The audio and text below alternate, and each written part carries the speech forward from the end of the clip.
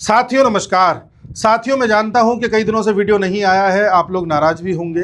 Actually मैं digital democracy dialogue में participate करने के लिए गोवा गया हुआ था, जहां पर देश के 90 से ज़्यादा क्रिएटर्स आए हुए थे, यूट्यूबर्स आए हुए थे और बड़े बड़े इन्फ्लुएंसर्स आए हुए थे। हम सब लोगों की चर्चाएं हुई वहाँ के कई बड़े लोगों से। गोवा के सीएम भी थे, महाराष्ट्र के सीएम भी थे और कई ऐसी हस्तियाँ आई थीं जो हमारे देश में अलग अलग प्लेटफॉर्म्स पर काम कर रही हैं और देश को आगे ले जाने की मुहिम में लगी हुई है। तो इन सब में हमने क्या क्या डिस्कस किया, किस तरह का एक्सपीरियंस रहा, वो सारा कुछ वीडियो बना करके मैं अपने चैनल जिंदगी अफेयर्स इनसाइट्स पर अपलोड करूंगा, जहां से आप जान सकते हैं। अब हम आज से लगातार वीडियोस लेकर के आएंगे। जितने भी टॉपिक्स हमारे पेंडिंग रह गए हैं, जैसे लद्दाख वाला इशू है, उसकी पूरी स्टोरी लेकर के आऊँगा। जोहो ट्रेंड कर रहा है अभी, तो इससे स्टार्ट कर रहा हूँ। उसी प्रकार से अभी यूएसए में क्या हो रहा है, इटली में क्या हो रहा है, उन सब पर हम वीडियोस लेकर के आएंगे। आप निश्चिंत रहिए, कोई टॉपिक नहीं छोड़ेंगे, ठीक है। आज हम स्टार्ट करते हैं जोहो। आप कहेंगे ये जोहो क्या है, ट्रेंड कर रहा है, ये सब क्या चल रहा है। इस सब पर मैं आऊँ उससे पहले मैं आपको एक बात बताना चाहूँगा। हमारे देश में यूपीआई की जो सुविधा है वो पूरी दुनिया में सबसे बेस्ट सुविधा है। यानी कि इतना अच्छा ट्रांजैक्शन कोई देश नहीं कर पा रहा। सबसे ज्यादा अगर डिजिटल ट्रांजैक्शन हो रहे हैं तो भारत में हो रहे हैं। सबसे ज्यादा अगर स्केल देखा जाए, गरीब से गरीब और अमीर से अमीर जो डिजिटल ट्रांजैक्शन कर रहा है तो वो भारत में है।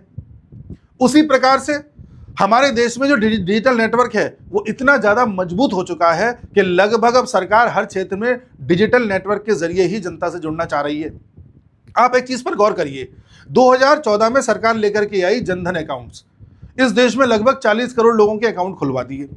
अकाउंट खुलवाए क्यों? क्योंकि लोगों के पास एक प्लेटफॉर्म रहे जिसमें लोग अपना पैसा रख सकें। पहले लोग पैसा घर में ही रख रहे थे तो पैसा आगे इकोनॉमी में जा नहीं पा रहा था, मनी मल्टीप्लायर नहीं हो पा रहा था, जिससे कि इकोनॉमी की ग्रोथ भी रुक रही थी।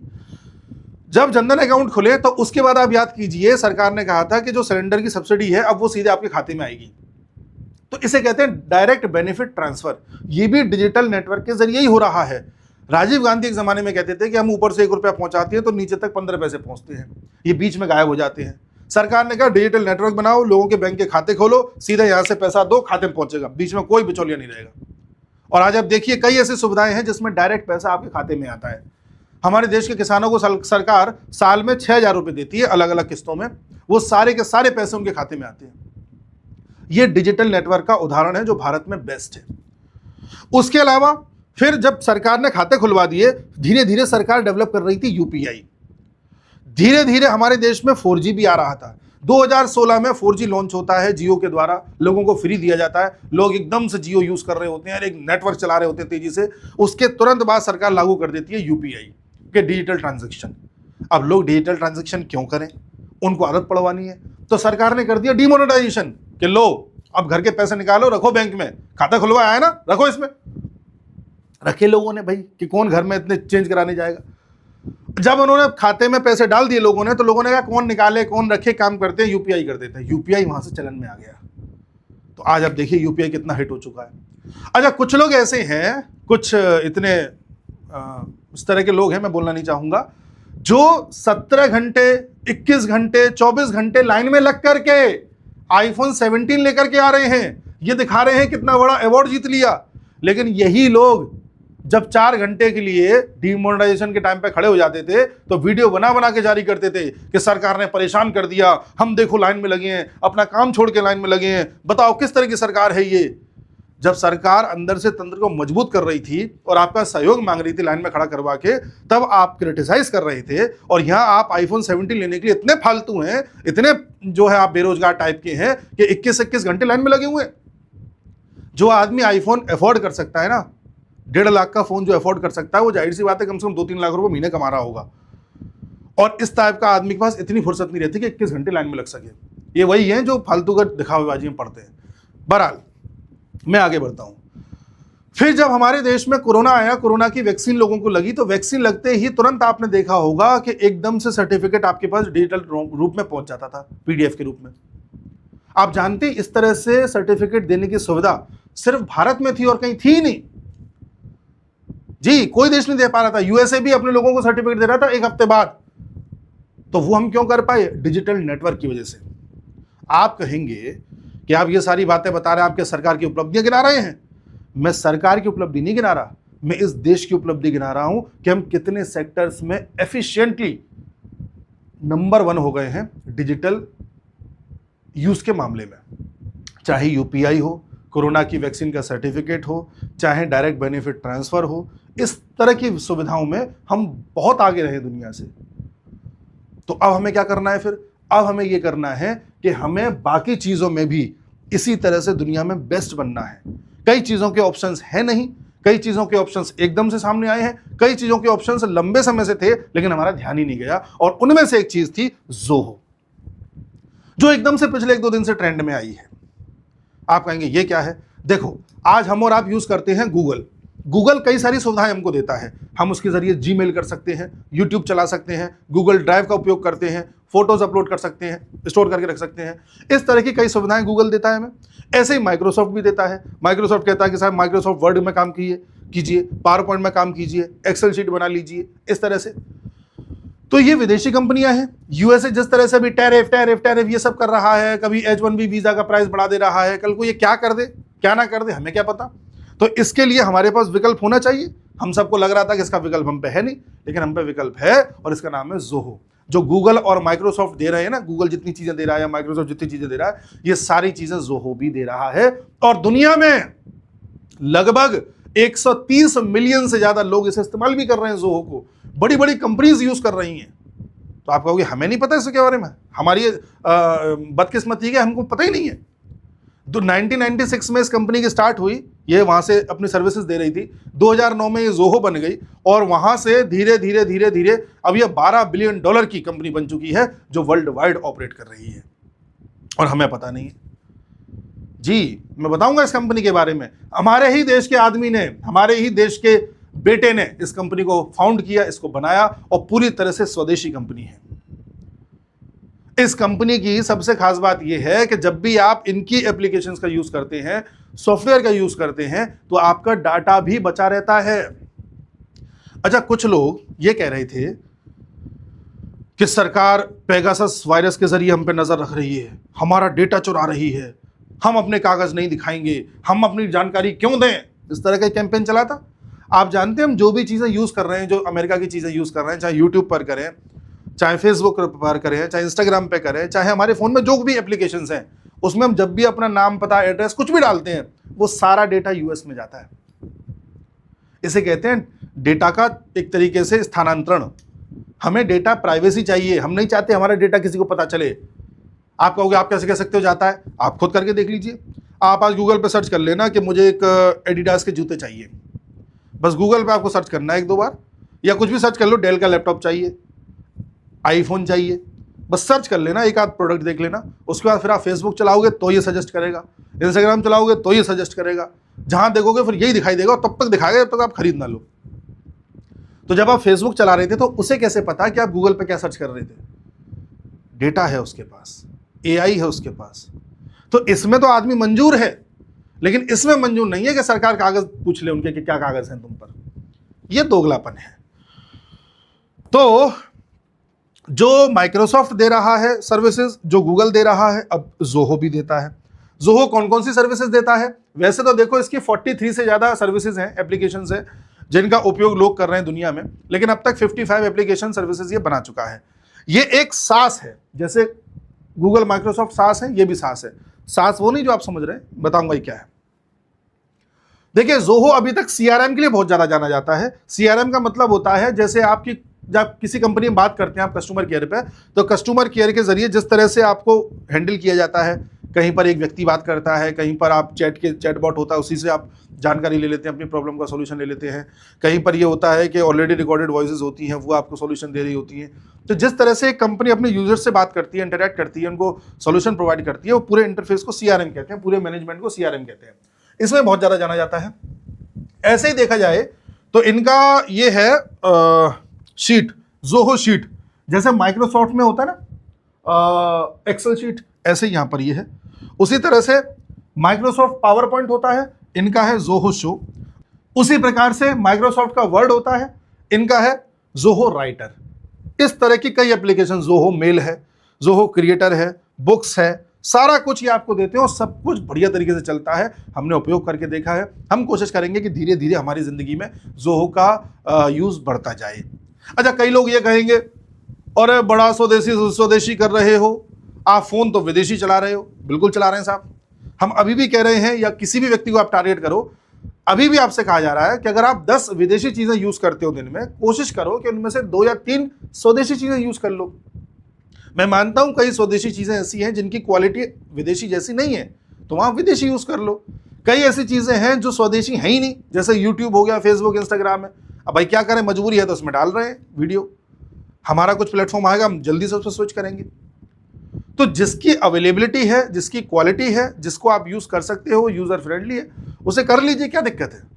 इसमें कमियां निकालना, सामने वाले को क्रिटिसाइज करना वामपंथियों की तरह, वो सब करना छोड़ दीजिएगा। ये सारी सुविधाएं आपको गूगल देता है। गूगल सर्च है, यूट्यूब है, मैप्स है, मेल है, गूगल प्लस है, ड्राइव है, डॉक्यूमेंट्स हैं, शीट्स है, जैसे शीट्स और डॉक्यूमेंट वगैरह हैं वहाँ भी होते हैं। ठीक है, ये आपको माइक्रोसॉफ्ट देता है। आप देख लें, पावर पॉइंट, वर्ड है, एक्सेल है ना, आउटलुक है, वन ड्राइव है, ये सारा कुछ इनके भी है। तो अब ज़ोहो भी दे रहा है।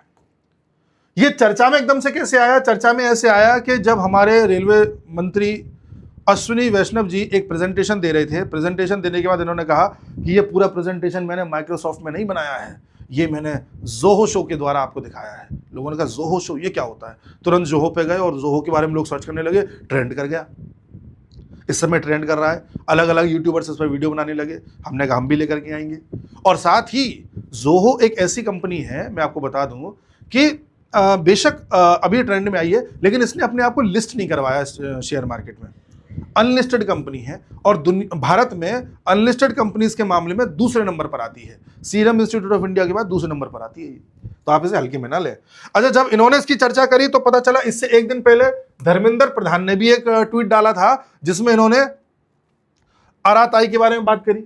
अराताई क्या चीज है? ये व्हाट्सएप का विकल्प है। आज ही अपने फोन में इसको डाउनलोड कर लेना। जैसे व्हाट्सएप काम करता है सेम वैसे करता है, लेकिन व्हाट्सएप में आप जो भी चीज कर रहे हो विदेश में डेटा जा रहा है, इसमें सब कुछ देश में रहेगा। ये इसमें फायदा है, ये मैं मानता हूं। अच्छा, इसके चैलेंजेस है, उसमें मैं आऊंगा। अभी मैं ये बताने वाला था इसके कुछ चैलेंजेस, वो मैं सबसे लास्ट में बताऊंगा। ठीक है, ज़ोहो का ऑपरेशन बना कब था? ये एक्चुअल में स्टार्टिंग में कुछ सॉफ्टवेयर की सर्विसेज देते थे। 1996 में बनाया था श्रीधर वेम्बू ने और टोनी थॉमस ने। पहले अभी ज़ोहो का जो हेडक्वार्टर है वो चेन्नई तमिलनाडु में है। शुरुआत में ये टेक्सास में लोकेट किया गया था। अच्छा, 2023 में श्रीधर वेम्बू की जो सिस्टर है राधा वेम्बू और ब्रदर है शेखर वेम्बू इस कंपनी में 47.8% और 35.2% शेयर को रखते हैं। यानी कि इन दोनों को ऐड कर दोगे तो अच्छा खासा जो शेयर है वो इनके भाई बहनों के पास है। इनके पास खुद के पास केवल 5% शेयर है। किसके पास? जिन्होंने इसको बनाया है, श्रीधर वेम्बू के पास। ठीक है, देखिए टोनी थॉमस के पास 8% है, श्रीधर वेम्बू के पास 5% है। तो ये हमारे देश की संस्कृति को दर्शाता है। और श्रीधर वेम्बू ने जब चेन्नई में इसका हेडक्वार्टर कर लिया तो अपने गांव से ज़ोहो को डेवलप करना स्टार्ट किया और वहां से इसको उठाया। 2020 तक बताते हैं ये कंपनी $5 बिलियन की हो गई थी, अब ये $12 बिलियन की हो गई है। यानी कि 1 लाख करोड़ रुपए का इसका नेट वैल्यूएशन है। वो तो तब है जब ये लिस्ट नहीं है, लिस्ट हो जाएगी तो क्या होगा जानिए। ठीक है जी, तो इस तरह से ये अलग अलग सुविधाएं दे रही है। और कई ऐसे प्रोजेक्ट्स हैं, इन्होंने कब कौन सी चीज़ यूज़ करी है, कब कौन सी चीज़ चर्चा में आई है, वो इन्होंने डेट वाइज दे रखा है। तो इस पर चर्चा करने का कोई दिक्कत नहीं है, कोई हमें इस पर वो नहीं करना। ठीक है, a proud movement for Indian tech fuelling the Nations digital future. तो ये अपने अश्विनी वैष्णव साहब हैं जिन्होंने ट्वीट किया और बताया कि किस तरह से हमने अर्ज किया है लोगों को कि इसका उपयोग करें, और यहाँ से ज़ोहो चर्चा में आया है। ठीक है, कई लोग ये कहेंगे, ट्रोल कर रहे हैं अश्विनी वैष्णव जी को कि ये खुद आईफोन यूज़ कर रहे हैं, ये किस तरह से स्वदेशी का अभियान चला रहे हैं। अरे भाई, मैं फिर कह रहा हूँ, वो आईफोन यूज़ क्या हो सकता है, 10 चीज़ें और यूज़ कर रहे हो विदेशी। ठीक है, जो चीज़ खरीद गई, जिस चीज़ का विकल्प नहीं है, नहीं आईफोन का विकल्प या किसी महंगे अच्छे फ़ोन का विकल्प अभी इंडिया में नहीं है, करना पड़ेगा विदेशी यूज़। बेशक इंडिया में AI+ कंपनी आ गई है जो सस्ते दाम पर अच्छे फ़ोन दे रही है, लेकिन धीरे धीरे अगर उसका क्वालिटी अच्छी रही तो लोग उस पर स्विच कर जाएंगे। तो कमियां निकालना बंद कीजिए। अब हम उन चैलेंजेस पर आते हैं जो ये चैलेंजेस हमको फेस करने को पड़ सकते हैं। पहला चैलेंज तो ये होगा कि जब भी आप किसी चीज़ का विकल्प लेके आते हैं, आप माइक्रोसॉफ्ट या गूगल का विकल्प लेकर के आए हैं, तो आपको कुछ ना कुछ एक्स्ट्रा ऐसा देना होगा कि लोगों को आकर्षित करे और प्रेरणा दे कि इन्हें छोड़ के यहां पर आ जाए। केवल स्वदेशी कह देने से लोग नहीं आएंगे। लोग नेशनलिज्म की बात करते हैं, स्वदेशी की बात करते हैं, लेकिन लोग बड़ी आसानी से आ जाएंगे, इसकी जो है चांसेस बहुत कम है। ठीक है, लोगों को या तो आप इतना ज़्यादा उसको यूज़र फ्रेंडली कर दो कि लोग एकदम से शिफ्ट हो जाएं, या फिर लोगों को इतनी ज़्यादा मोटिवेट कर दो कि लोग वहाँ पर शिफ्ट होने पर मजबूर हो जाएं, तभी ये हो सकता है हमारे मिनिस्टर लोग, हमारे प्रधानमंत्री जी, हमारे देश के बड़े बड़े लोग, इन्फ्लुएंसर्स इस चीज़ को प्रमोट करेंगे ना, तो ये आ भी जाएगा चलन में। लेकिन अपने आप सोचो कि आ जाएंगे, देखो अभी तक जोहो के बारे में किसी को पता भी नहीं था, अपने आप नहीं होगा, धक्का देना पड़ेगा बहुत जोर से। और जोहो को भी कोशिश करनी होगी कुछ नए फीचर्स ऐसे लेकर के आए जो किसी में नहीं है। जैसे व्हाट्सएप पे आप कोई फाइल भेजते हो तो इसकी एक लिमिट है, 2 GB से बड़ी फाइल नहीं भेज सकते। इनको ये करना चाहिए कि जो आराताई है उस पर बड़ी फाइल्स भी भेज सकते हैं। व्हाट्सएप पर वीडियो कॉल करते हो, अच्छी क्वालिटी नहीं आती, इन्हें क्वालिटी बढ़ा देनी चाहिए। इनको ये कोशिश करनी चाहिए कि जो है और भी सुविधाएं दे सकते हैं। अब मैं क्या ही बताऊं, मैं तो कोई टेक्निकल एक्सपर्ट नहीं हूं। इस तरह से कुछ ना कुछ एक्स्ट्रा ऐसा देना होगा कि लोग वहां पर आए। दूसरा ये है कि अभी जोहो पर बेशक 130 मिलियन प्लस लोग हैं, लेकिन अगर ये ट्रेंड कर गया, लोगों ने यूज करना स्टार्ट कर दिया, तो इसमें भारत के करोड़ों लोग जैसे शामिल होंगे, तो क्या ये इतना लोड ले पाएगी? इस पर भी प्रश्न है। अगला प्रश्न ये आता है कि जो लोग ऑलरेडी अभी तक जीमेल पर उनके मेल्स पड़े हुए हैं, या एक्सेल शीट पर उनकी शीट्स बनी हुई हैं, पावर पॉइंट प्रेजेंटेशंस बने हुए हैं, उतना डेटा उनका जो माइक्रोसॉफ्ट और गूगल के पास स्टोर हो गया है, अब उसको वहां से जोहो पर वो कैसे लेकर के आए? बड़ा मुश्किल है। या एकदम से उसे छोड़ के इधर कैसे आ जाएंगे? बड़ा दिक्कत वाली बात है, क्योंकि हम लोग कुछ याद तो रखते नहीं है, सब कुछ हमारा वहीं पड़ा होता है। जैसे आज आप मुझसे कहो कि हमने आप कई बार लोग कुछ PDF भेजते हैं, कुछ इमेज भेजते हैं जो फ़ोन से डिलीट हो जाती है, या मेल करते हैं, तो हम सीधे मेल में जाकर के सर्च कर लेते हैं और निकाल लेते हैं। हमें पता होता है कि मेल में तो पड़ा ही है, तो इस तरह से मेल में पड़ा है, हमें पता है, तो हम वहीं छोड़ देते हैं। अब इस तरह से हमारा डेटा इकट्ठा हो गया, मेल में इकट्ठा हो गया है, गूगल ड्राइव पर इकट्ठा हो गया है, न जाने कहाँ इकट्ठा हो गया। बड़ा मुश्किल है वहाँ से यहाँ आना। या तो आप कोई नए सिरे से स्टार्ट कर रहा हो, वो जोहो को लेकर के आए। हमें कोशिश करनी चाहिए, सरकार को कोशिश करनी चाहिए कि जोहो को स्कूल लेवल पर प्रमोट कर दें और बच्चों को आदत डलवा दें जोहो की। वहां से हो सकता है बहुत अच्छे से। उसके अलावा जोहो का बड़ा मुश्किल ये रहेगा कि जोहो जोहो का इंटरफेस बहुत अच्छा है, बहुत अच्छे से स्मूथ है, बड़ा अच्छा लुक है उसका, सारा कुछ है। लेकिन अभी दिक्कत यह है कहीं ऐसा ना हो कि जोहो को कोई विदेशी कंपनी खरीदने आ जाए या उसमें शेयर लेने आ जाए। तो वैसे तो श्रीधर साहब बिकेंगे नहीं, लेकिन कंपनीज है, कुछ पता नहीं कल को क्या हो जाए। अगला, ऐसी कई बड़ी बड़ी कंपनीज हैं जो इनके साथ टाई अप की हुई हैं या इनका यूज़ कर रही हैं, जिनमें से टाटा एक है, अमेजॉन एक है। ऐसी कई कंपनीज हैं जो इसका उपयोग कर रही हैं। तो बड़ी बड़ी कंपनीज का विश्वास तो जोहो पे है, उनको ये भी पता है जोहो का पोटेंशियल क्या है, बशर्ते जोहो को कोई विदेशी कंपनी खरीद न ले जाए। इन सब चुनौतियों के बीच हमें बस कोशिश ये करना है कि मैं ये कह रहा हूँ, आप जोहो पूरी तरह से यूज़ मत करो। मतलब मैं तो चाहूँगा पूरा यूज़ करो, आप भी करो, मैं भी करूँ। बट अगर पूरा यूज़ नहीं भी कर पा रहे, तो जब भी पावर पॉइंट या प्रेजेंटेशन बनाना हो तो जोहो शो पर जाकर के बनाइए, मज़ा आ जाएगा। ये कहने का जो है वो है कि बस एक चीज़ उठा लीजिए, वहीं से हमें लगेगा अपने देश का सपोर्ट कर रहे हैं। इस तरह से हम छोटे छोटे स्टेप्स उठा करके किसी किसी सेक्टर में कहीं कहीं हम अपने देश के लोगों को सपोर्ट कर सकते हैं। तो ये पूरी कहानी है जोहो की। मुझे उम्मीद है आप समझ पाए होंगे, और अब जो भी अपडेट्स आएंगे हम लेकर के आएंगे। नेक्स्ट वीडियो में चर्चा करेंगे किसी और बड़े विषय की, और जितने भी विषय भी रह गए हैं उन सबको कवर कर डालेंगे। मिलते अगले वीडियो में, तब तक के लिए नमस्कार।